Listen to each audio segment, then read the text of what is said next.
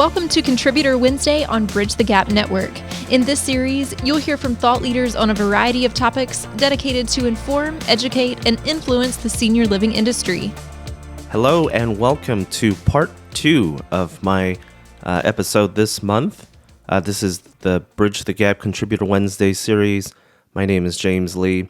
Hope you have had a chance to listen to last week's episode. If not, go listen to that one first. This one will make a lot more sense because this is intended to be the back half of that story.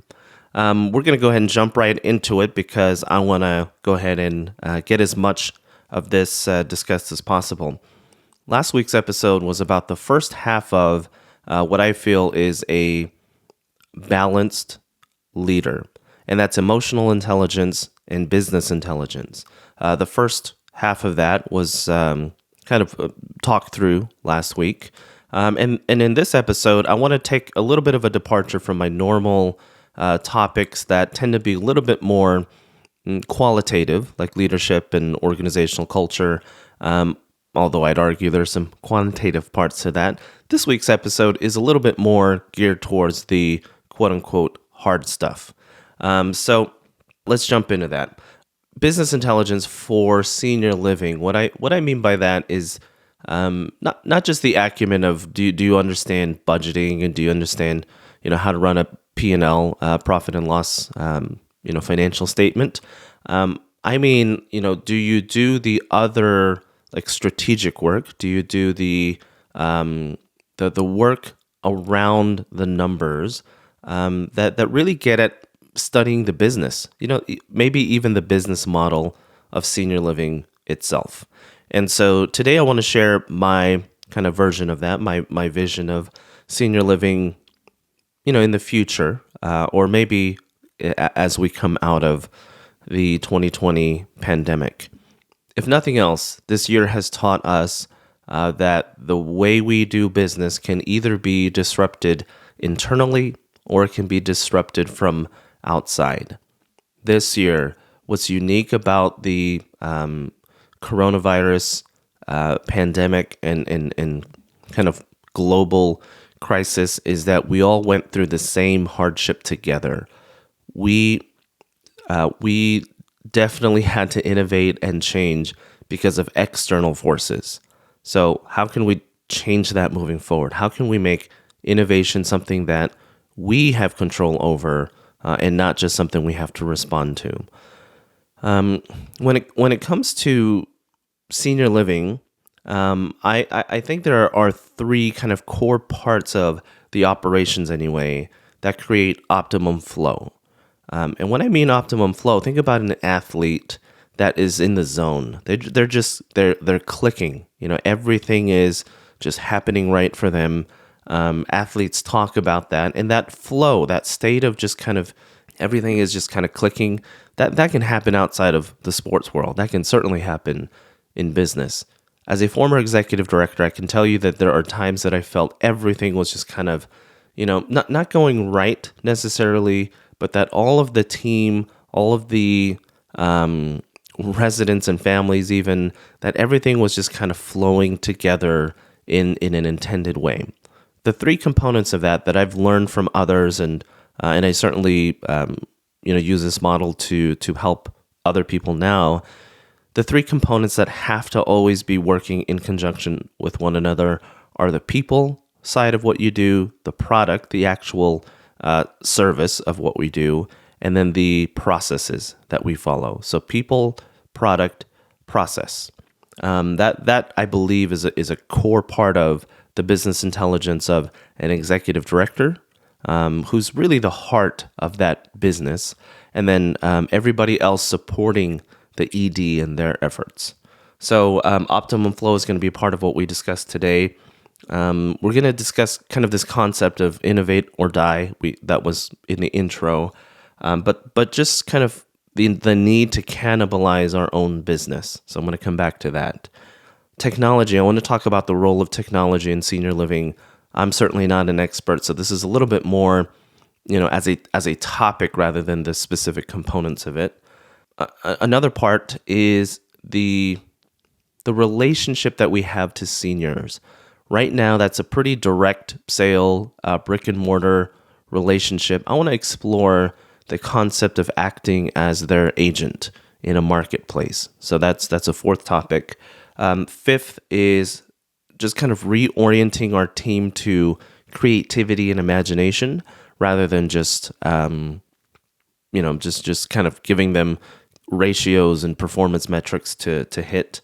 And then I want to end on kind of a topic that's become very, very near and dear to me, which is the role of executives and senior team members on within a senior living organization. That's a lot to get through. I have no idea where the length of this episode is going to end. As I'm recording it, I don't know where it's going to end. So forgive me if it's a longer episode, but I really want to explore all of those categories. Let's start with the idea of innovate or die, the cannibalization of our own business. There's a lot of cautionary tales out there about businesses that fear building products or services because it competes with what they currently do. And so the implicit fear there is that they do not want to create a product line or a service that cannibalizes their other products or services. So an example of this might be if you are selling electronics, and let's say you're Apple, and you're building computers, and it's your number one source of revenue. It's the thing that you've kind of created a niche position in the market, and you do not want to cannibalize those sales by creating other products within your line. We all know where that story ended, right? We all know that they don't just sell computers. They, of course, still do that now, and do it pretty well, in fact. But if you think of the company Apple, you're probably thinking about the iPhone first. So, believe it or not, this computers, quote unquote, computers company did not start off wanting to make phones. Try to think about back to Nokia. Nokia used to be a pretty significant player in the cell phone market. And, imagine if a quote unquote cell phone company decided to go make televisions. It sounds odd in that context, in quite the same way that probably people thought, well, Apple, a computer company, they're going to start making cell phones now. And then from the cell phone, they started making, tablets, iPads, and then, their business model has really, really expanded since then. Can we all be a company that, was influenced by a creative mind like Steve Jobs? No, probably not. But we can draw a lot of lessons from that. The cannibalization of services in senior living. What do I mean by that? The kind of implicit business model of senior living is brick and mortar, that you come to a central location, a piece of real estate that we have built or acquired for you. We're going to rent you the room, and we've packaged all of these services that you'll ever need, so you never have to leave. We'll get you your food, we'll get you your care, all your utilities, all your maintenance, all your food, all your social events. We'll package all of that for you, and you just pay one convenient monthly fee for that. In fact, we have collateral, we have sales messaging that all centers around that, it's a one-stop shop. Come in, live with us, you'll get everything you'll ever need. But think about where else in our lives we ever subscribe to that model. Would you live at your gym? They have all of the equipment there. So if they offered an apartment and also a meal plan, would you live at your gym? Probably not. Think about colleges. That's a short period of time. That's probably the only comparable that I can think of to this kind of business model, is that you're going to get everything under one roof. But the difference is that in college, it's a finite, defined time period. You're going to be there for 4 years, 5 years if you're not studying very, very hard. But you're going to have a defined period of time where you're paying the money but there's a very aspirational finish to it. There's something that you're moving toward. In senior living, that value proposition is different. It's a kind of a perpetual unknown time period, and it's really hard. It's really hard to amortize your costs over an unknown customer lifetime. And that's senior living. It's different, for colleges. But yeah, that's kind of, I'm going down a rabbit hole. There's probably going to be a few rabbit holes in this episode that I'm going to chase. But to kind of come back to this idea of cannibalizing our own business. Well, if our primary good that we're selling is, a brick and mortar direct sale relationship to seniors, could we cannibalize our revenue stream by doing something different?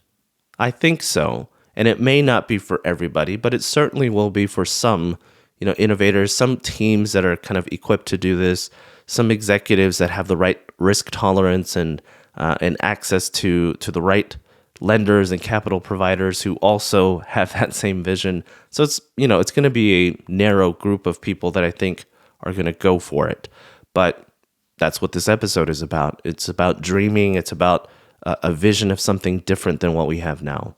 So the answer to that question, can we cannibalize our own business of all of those prepackaged goods sold in one physical location? I think the answer is yes, and I'll explore that through some of these other topics. Okay, in order to get through those other topics, we have to first talk about how, the components, everything else that the inputs of that innovation. Earlier, I talked about people, product, and process. The three, imagine a Venn diagram, that kind of three circles that intersect one another. And at the very center, where all three intersect, that's optimum flow. When you increase that center intersection, the greater you create flow within your team, the more that your business is kind of, that's the speed that we should all be after. The speed of trust, it's called a lot of different things, but essentially when you're all on the same page, your business is going to have a lot of acceleration to your goals. So there probably, again, could be an entire episode just to this. So let me just try to distill, a few things here. Let me start with people. Having the best people on your team requires a very kind of creative mindset, I think, in the leader. Again, in the last episode, I talked about not hiring for culture fit, but hiring for complements to your culture. What's missing and how do you fill those gaps? In being an employer of choice, I think as an industry, we really don't put as much focus on that as we do around, trying to create the best care, etc. But companies that really go all in on being the employer of choice and seeing that some of the high skill roles like an executive director and others, depending on your strategy, that they are the heart of whether or not you're gonna be successful and if you're gonna be competitive to anybody else in your market. The reality is, I've certainly done enough hiring for community leadership to know that in any given market, your kind of main managerial positions, if they have experience, they typically have experience at another competitor in that market. And if they have that experience, they may even have, a second or a third kind of community where they've had that experience. In short, all we're doing is we're recycling talent from one company to another. That's not good for senior living, and it's certainly not good for the person that's moving around. I get that we're not going to all want to work in one place for the rest of our careers. I certainly haven't. But I can understand from both perspectives, as an employee and as an employer, that kind of that tax that we impose to residents on the inefficiency of keeping our people. So getting really great people, I think, begins with identifying what is your strategy, and who are the what are the A players within those positions that are going to advance your strategy. I have an earlier episode about A positions versus A players, and that's kind of where I'm going with this, is that you need to hire for those A positions first. Those are the ones that are strategically very important to your organization. So being an employer of choice, there's a lot of effort that we need to put in there. And a lot of companies, particularly small to mid-sized companies, outsource their HR. They outsource their,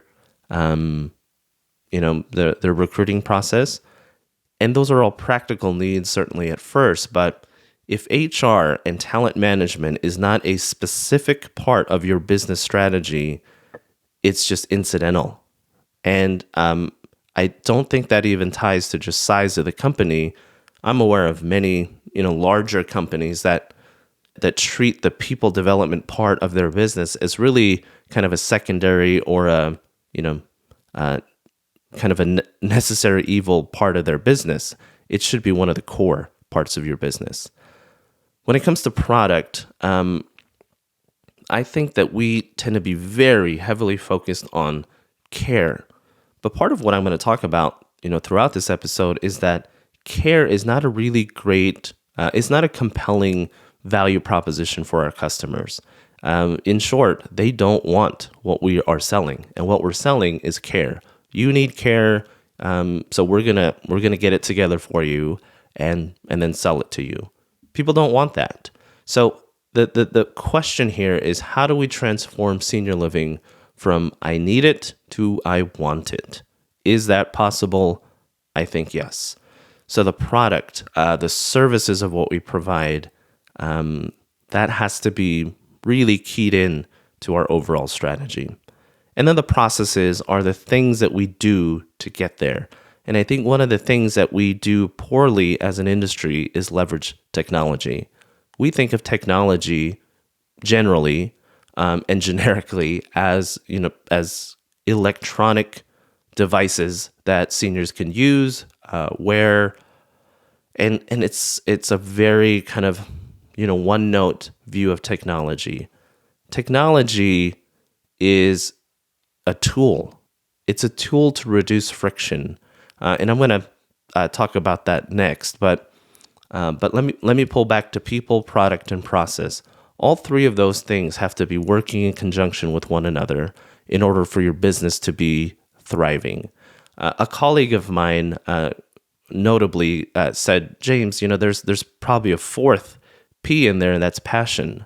I love that. I love passion. I think it's not so much a competency, but it's something that kind of binds the other three together.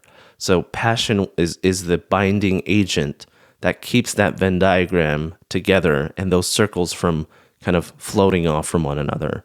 So to create optimum flow, your teams, particularly from the leadership perspective, need to be looking for and managing those three components. Okay, so if you can do a really great job of managing the people, the product, and process parts of your job and fuse those together through passion, you can gain profit margin. The idea, very simply, is you can either increase your revenue or you can lower or optimize your cost of goods sold, your operating expenses, and then that gets you greater net operating income, your NOI, your gross margin. But that's not the bottom line. The bottom line is after you've taken out, taxes and insurance and fees and all that. So your net income at the very, very bottom of your financial statement, that's what you're left with after everything is said and done.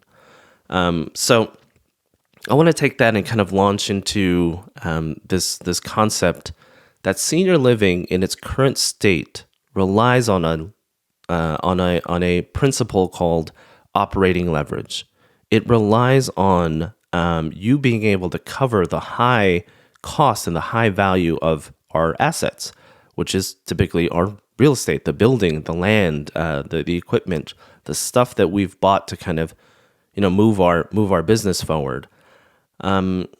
The analogy I use for this, well, actually, before I go to the analogy, when we rely on the operating leverage of senior living, what we mean by that is that it takes a lot of effort to cover those costs. But when you do, your margins can grow pretty quickly.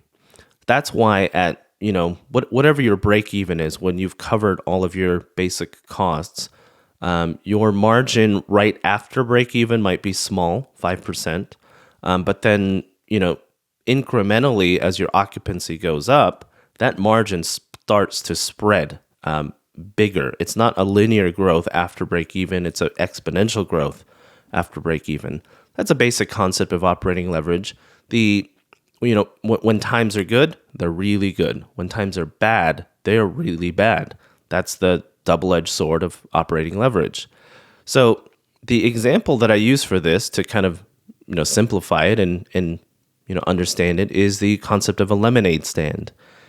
If you're a kid that's ever operated a lemonade stand, or an adult, maybe adults operate lemonade stands, but if you're a person that has built one in front of your house, lemonade stands they depend on operating leverage. Let's say that you borrow $100 from mom, because mom is the lender, and mom has said, okay, here's $100 to start you off this summer.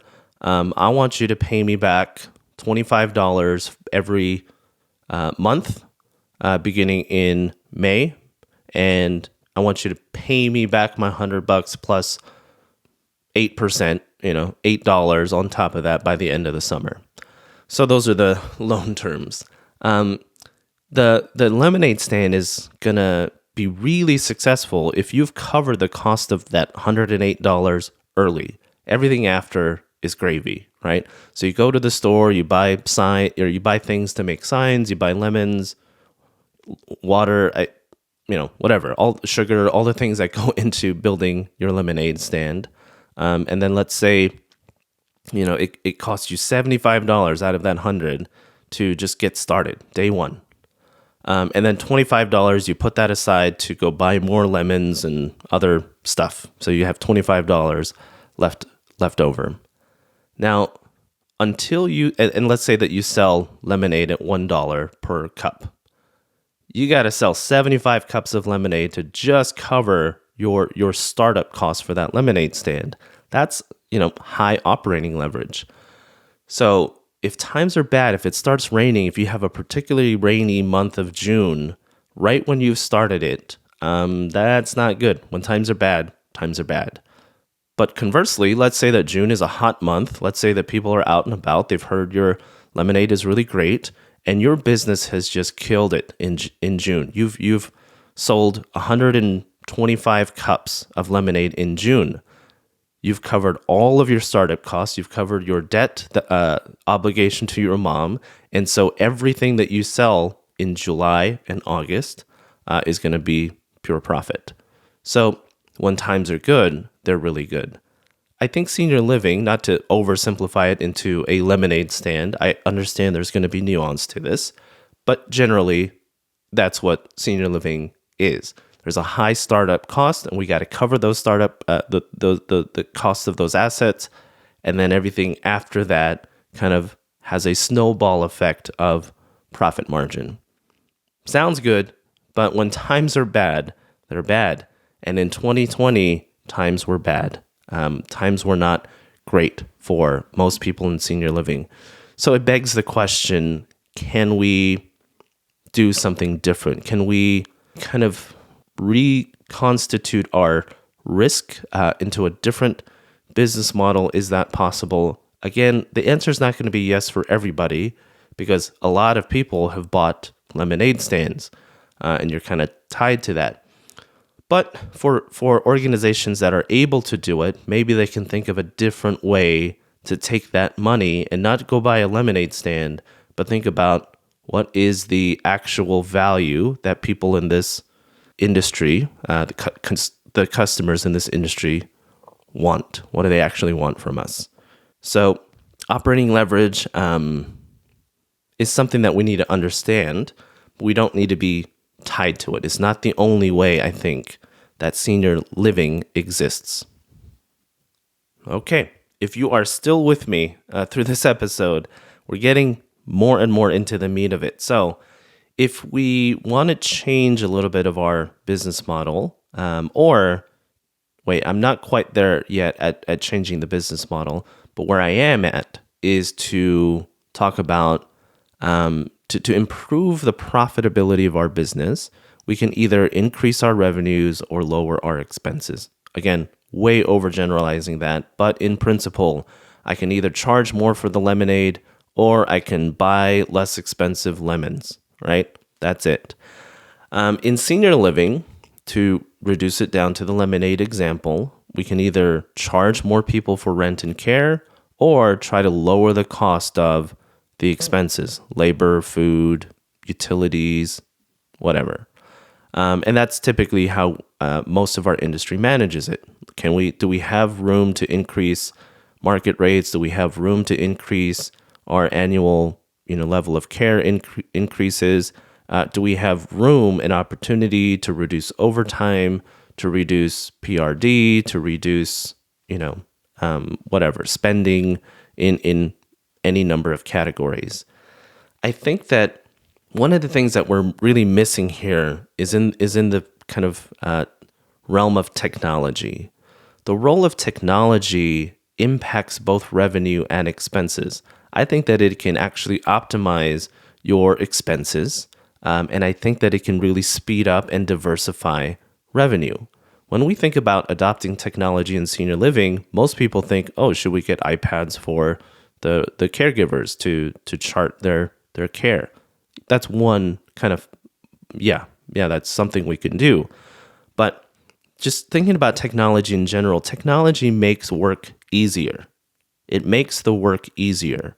So what it does is it reduces friction in the work. And therefore, if you reduce friction, you lower cost.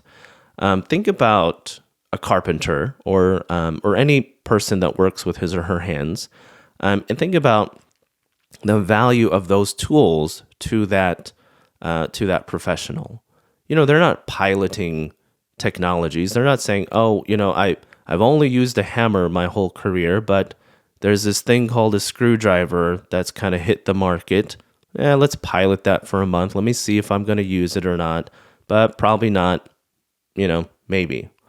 My tool belt has one space on it, and that's my hammer.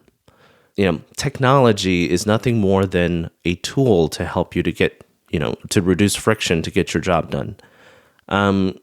So what are the technologies in senior living that are going to either diversify, grow your revenue, or lower/optimize your expenses?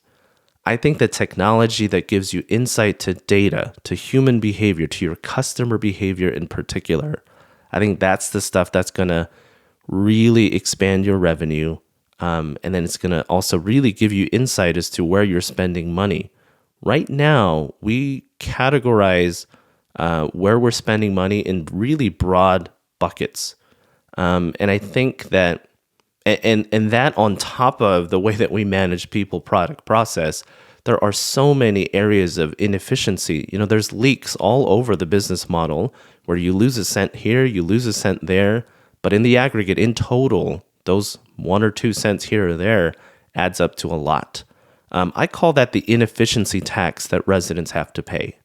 It's the margin that we have to put on top of the cost of what we deliver, on top of what we hope to gain in terms of profit. We got to put that in there because we're leaking inefficiency in different areas of our business. Technology is one way that we can get insight as to where we're losing those expenses or where our customers are giving us signals of what they need or what they want. As an example, I think one of the most underutilized technologies is resident data around engagement. We all are familiar with electronic health records and EMRs and CRMs and financial systems, sure. But that doesn't really give us data as to what residents want. So I'm going to use EHR, the electronic health record where we store, care services, medication administration, falls and occurrences. Okay. So EHR is where where we are recording all of that. Let me slow down. I'm starting to stumble my words because I'm so excited about this topic. In the EHR, we are recording care data. Okay, good, but not good enough. All we're recording there is something that our residents need but don't want. Okay? Hope you follow what I mean there. I don't mean that they don't want care. It's not something that they're not, seniors are not knocking down our doors because they want care. It's a thing that they feel reserved to receive and almost feel resentful that they, have to take their money and pay for. What they really want, I think what seniors really want is fulfillment, is the opportunity to pursue fulfillment. And care is a means to that fulfillment. It is not fulfillment itself. Think about it in your own life. Eating well, being healthy, exercising, going to your doctor, taking care of yourself. In other words, care. Do you get up every day so that you can care for yourself? No, you take care of yourself so you can pursue your goals. I want to stay healthy because I want to be able to play with my children, right? I want to be able to run and, do all those things and go hiking. I want to do all that stuff with my kids. So I got to stay healthy in order to do that. One example. Care is not the end. It's the means to the end. And I think seniors really, never change in terms of that mentality, because do you feel older in your mind than you did 20 years ago? No, I have that conversation all the time with my friends that, man, I can't believe I'm X years old. I feel like I was just 18. My body's changing, but my mind still feels that same kind of eagerness and that same kind of wonder of an 18-year-old kid. Seniors are exactly the same way. Their brains, their aspirations, their kind of aspiration for fulfillment doesn't change. So if we stop treating care as the end or the primary value, but if we see care as a means to an end, it helps our residents get to what they want, which is fulfillment. That was a long tirade, so let me try to reel back in here. Technology allows for seniors to get there, and capturing the data around resident engagement, I think, gets to the want. Capturing data around the EHR certainly measures the need, but we need to measure the want more than we need to measure the need. I hope you have a pen and paper, because that was a little confusing saying out loud. So I'm sure it's confusing hearing it. So let me say that again. Resident engagement technologies that record resident activities, what they want, surveys, communication between them and staff and family, all of these things that fill up the 22, 23 other hours besides when they're receiving care. That's recording seniors' wants. Recording, did we do the shower reminder? Did we pass the medication? Did we document the fall? All of that in the EHR is just documenting people's needs, but we need to document people's wants. That's where we can expand our business model. Okay, holy smokes, this episode is going really long, but if you're still listening, you probably want to hear, the end of it. So I'm just going to keep going. All right. So we've talked about how, the need to cannibalize our own business. We've talked about, creating optimum flow by the intersect of people, product, and process, bound together with passion. We've talked about operating leverage and what that means to senior living. And then now we have just talked about the role of technology in senior living. Technology, we are very, very slow in our industry to adopt technology. I think it's because we look at it the wrong way. Technology is not a thing. It's not a device. It's not something that we kind of give in the hands of our residents or families or staff. Technology are tools to help reduce the friction in our work. It's to speed up our work and make that cost of friction less burdensome. So now that takes us into my kind of core message here, which is to try and transform our industry from a traditional brick and mortar business model into more of a hybrid between a brick and mortar and a marketplace. I know that's a buzzword, marketplace, but stay with me here. A traditional brick and mortar store is basically, I've heard it described as warehousing seniors. It's putting all of the seniors in one central location so that we can bundle up our goods and services and provide it in one space. Great. But what about the seniors that don't want to live in your communities, that don't need to live in your communities, but could probably benefit from the things that you do well? The things that we do well is not just care, it's not just food, it's not those individual components. I think the thing that is of value is our know-how. We know how to do this. We know how to coordinate care. We know how to bring people together. Business professionals, we call them referral sources sometimes. We know how to do all of those things to optimize value to the resident, to the senior. I think that's the thing of value. It's not the real estate itself. The real estate is almost incidental in that value proposition. So if our know-how is the thing that residents, that seniors can benefit from, then the question is, how do we monetize that know-how? So here's an off-the-wall idea. Maybe not that off the wall, because I think there's some people doing this. It's to create a hybrid customer that's not just resident, but it includes members. It includes people who are going to pay for certain parts of your business, but are not going to live with you. So go back to the college or university. Think about how many people don't want to quit their full-time jobs and go be in college for 4 years. Universities have figured out how to create, part-time education tracks, executive graduate degrees where you can work and go to school at the same time. You have to change the time that you commit. It's longer.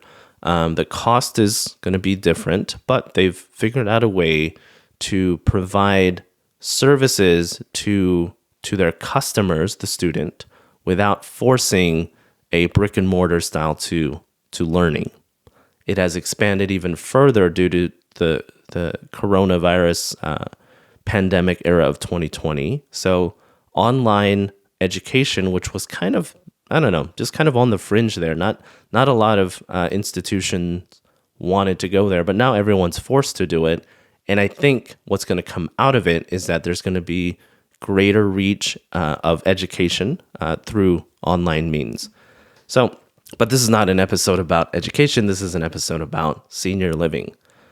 I think that if we go from just a brick and mortar business model into a hybrid of that plus marketplace, we use our know-how to basically act as agents for seniors. Instead of being the seller to our customers, what if we were the network? What if we created the network of sellers to our customers? So right now, we have to be experts at very different things. We have to be experts at the real estate. We are a multifamily business. On top of that, we are also a restaurant. And on top of that, we are also a care agency. And on top of that, we are a social kind of center for seniors. Lots of other little ancillary things, but in general, we have to be experts at a lot of different things. So instead of trying to be the expert at all of those things, what if we were the marketplace for other people who wanted to be great at those things? So, if we didn't want to run a full-fledged restaurant that serves 3 meals a day for X number of residents, but if we had the means to bring together other people who wanted to do that work, but had a place to sell that food, right? So you're going to, meal deliveries isn't that crazy anymore. I've had tons of different meal delivery services. I've had, the Blue Apron and HelloFresh and those kind of things. I've used Seamless and Grubhub. I leverage technology to diversify getting food to me. Why don't we do the same thing for seniors, right? But the interesting thing is there's a for a lot of the residents who are living in that community, there's one central location for it. If you are a member of that community, then you also access the know-how, the marketplace of getting great, diverse food. Where we as an industry could, or a business kind of pursuing this business model could benefit, is that you charge a commission for that, or a fee, a transaction fee. So you're the marketplace, you take a smaller percentage, but think about, if it's a 2-3% fee on top of that meal cost, well, that's revenue that you weren't going to get before. Anyway, you have to put the work into creating the marketplace. And also, you've expanded your customer base by including people who will not live with you. That's kind of the main point. The examples I give aren't going to be perfect because I'm kind of going off the top of my head, but the principle itself of being a hybrid of brick and mortar plus marketplace, that is, we can do that with any number of things. One other example I'll give you here is particularly near and dear to me, which is resident engagement. We try to be experts at social engagement, but this is frustrating for me because I have been an activities director, I've been a caregiver, I've been an ED, and I can tell you, I'm going to channel my colleagues that are also passionate about this.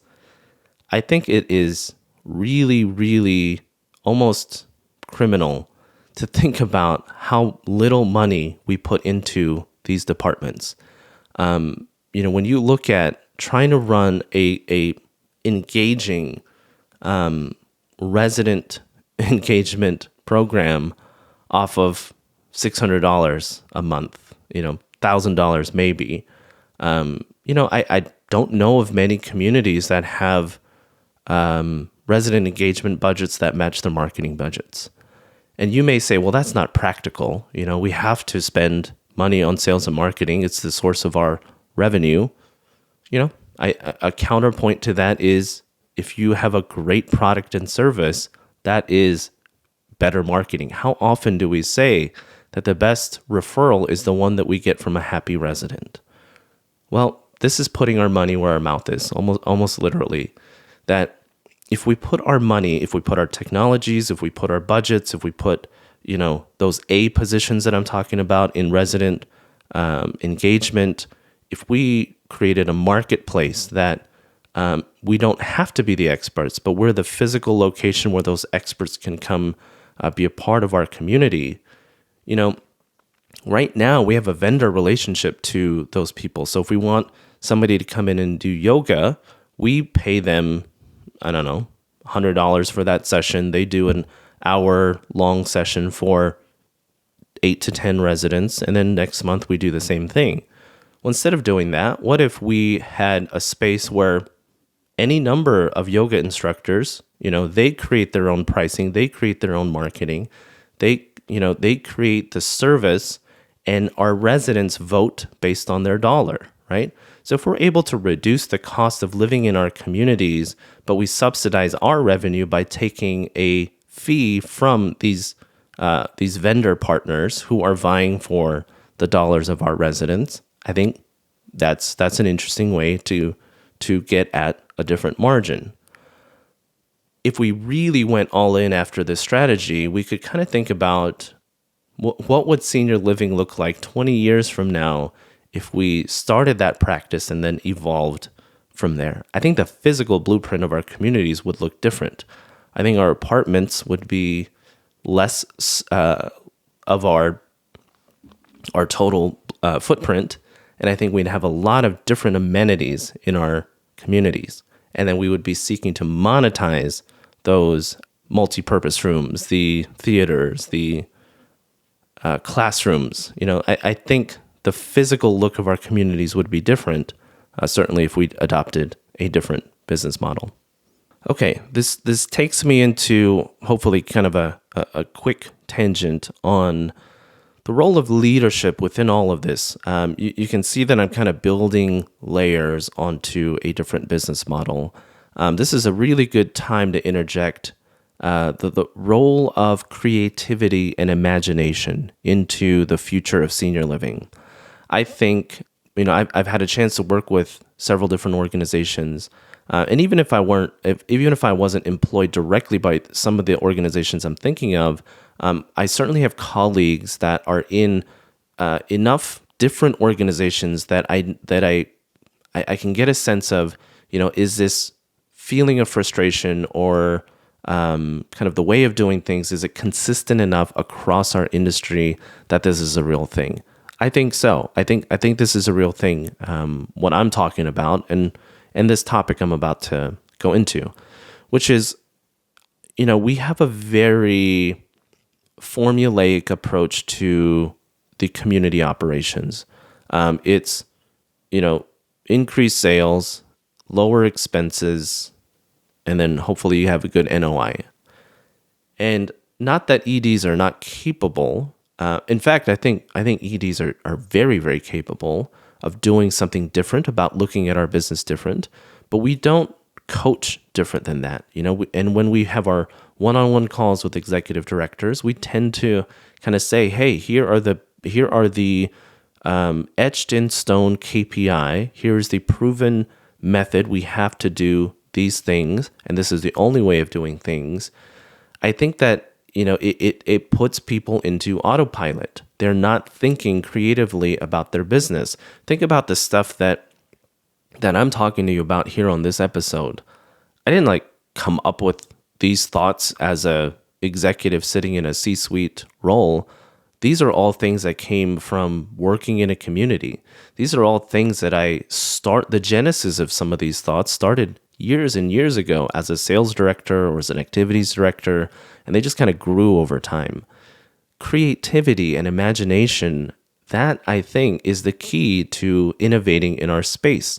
So if we want creativity, we can't just say, we can't just have a quarterly meeting where we bring people together and say, hey, put all your creative ideas out there. That's not creativity. I mean, get everybody involved in understanding and defining the problem. Get everybody involved in understanding and formulating parts of the strategy, and certainly get everybody involved in the execution of that strategy and where you are in relation to it in the timeline. We have to promote autonomy. We have to promote autonomous thinking at the community level, and that means we have to coach differently. We have to, budget differently. We have to give money to executive directors and say, you're going to apply this in whatever you see fit, but here's our strategy, and you and I have talked about that strategy. So here's a bucket of resources that you can use to advance your strategy. You are in the best position to make that decision. I trust you. Let's have, weekly check-ins so that I can help, answer questions and steer you in the right direction. But you're in the best vantage point to make that execution decision. Promoting autonomy starts at the leadership level, and we have to change the way that we talk about day-to-day operations in the senior living communities. The second part of that is that we have to embrace risk-taking. I can't tell you how many times as an executive director, my ideas were either, given life and the person, the RDO behind me said, go for it. That sounds great. You're doing all of the other right things. Let's take that risk. Let's pursue this opportunity. Or the idea was shot down, right? Or the idea was, James, we got to focus on our basics first. We gotta focus on the kind of core parts of what we do before we start getting fancy. I don't think creativity and imagination are linear, and they don't follow a profitability track, meaning that if your margin is low, that you are going to kind of defer or kind of put creativity and imagination to the side. I think you need it more than ever. I think that's when you really can benefit from it. So, quick aside there, but creativity trumps intelligence. And I think imagination trumps experience. So we have to foster for those things if we want more of it in our organizations. Okay, I am at the last prepared category anyway. Thanks so much for sticking with me through this episode. But it's the last one. It's the last one of the contributor series, so I'm going all out. So to recap where we are here, all of these things that I've just discussed, cannibalizing our own business by kind of creating a hybrid of brick and mortar plus marketplace, designing for optimum flow. That's the intersect between people, product, process, and holding it together through passion. The role of technology within that strategy, the shifting of our mindset to work as an agent on behalf of our seniors and get as many possible solutions to your marketplace, to your community marketplace, versus the direct sales relationship, kind of commerce relationship that we have with residents now. And then reorienting to creativity versus just a P&L mindset. And I'd argue that we don't even really have a great P&L mindset. That the way that we coach executive directors and community managers, we have a long way to go. But we should strive to creativity and imagination, and not just straightforward, business acumen. The last thing I want to talk about is the role of executives and senior members of an organization.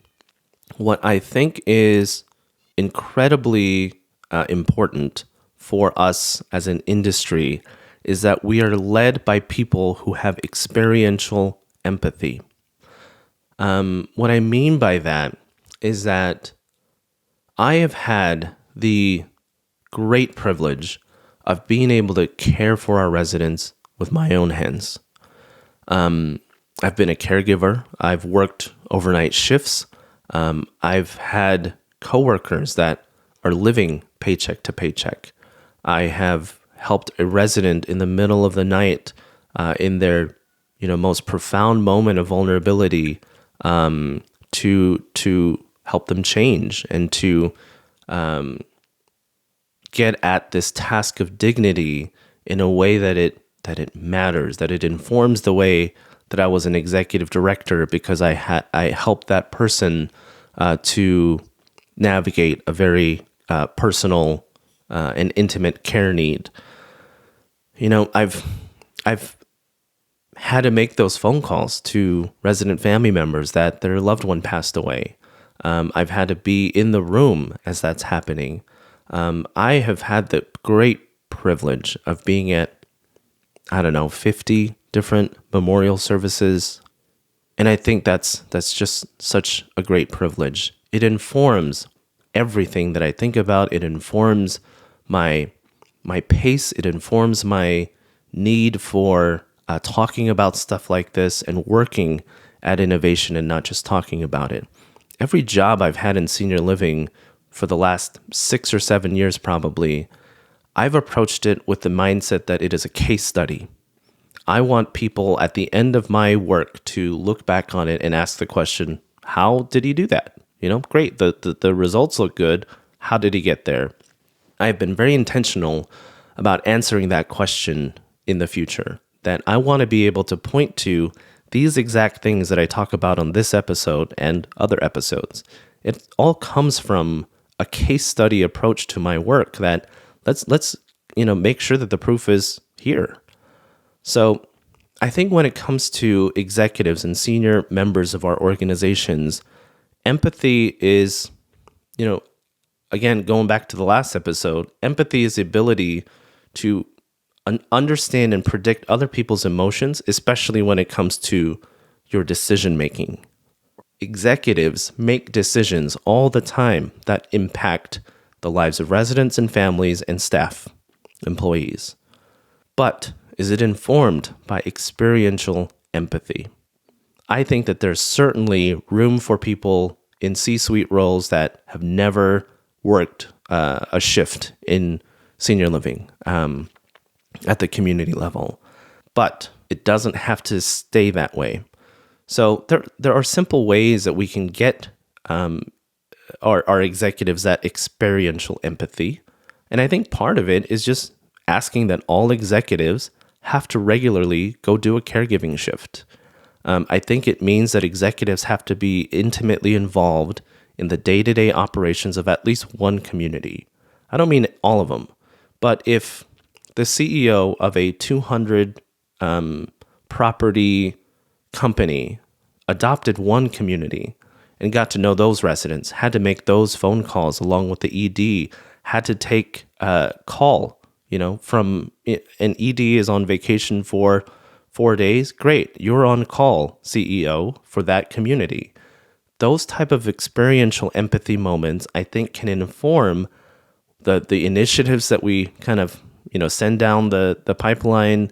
It informs the decisions that we make. That empty chair that I talked about in the last episode, making decisions as if those impacted by the decision can hear you. That's what I mean by experiential empathy. I think that the future of senior living is bright. I'm in it. I'm in it for the long haul. And I know so many of my peers out there who are feeling, I think, a productive level of frustration. I hope that you channel that in the new year. I hope that you take all of this and take ideas like this and create your own. Create your own voice in this space. We need it. We want it. Talk about the stuff that matters to you. And you're not going to be 100% right. I'm not 100% right. At best, I hope I'm 50% right. But the risk, the personal risk is I'm putting it out there and I'm telling you I'm working for it. And I know there are others out there that feel the same way, that maybe think their voice isn't needed in this space, but it is. And more than your voice, we need your heart. We need your belief that innovation is something that has to come from within our industry and not forced upon us by a pandemic. So here's to 2021.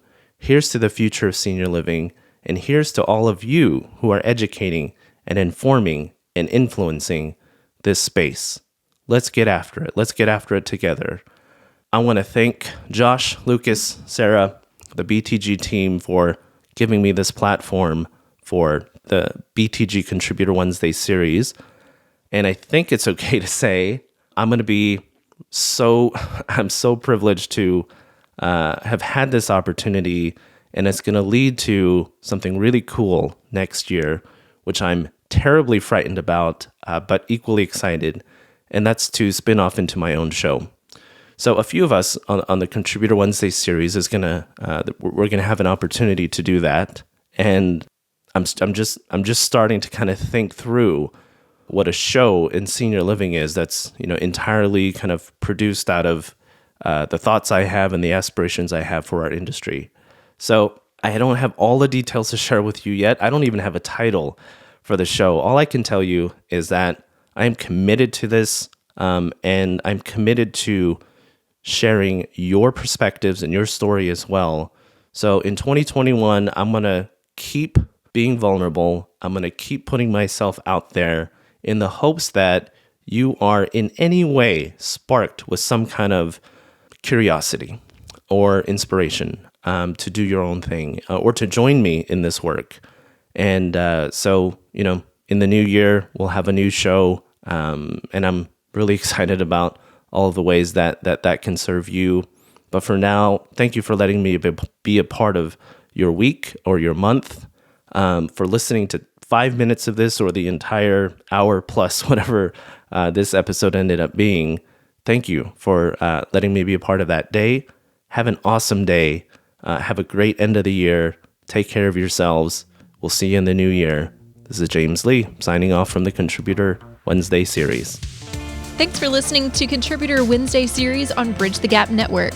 For more information about the contributors and for a full library of episodes, visit btgvoice.com.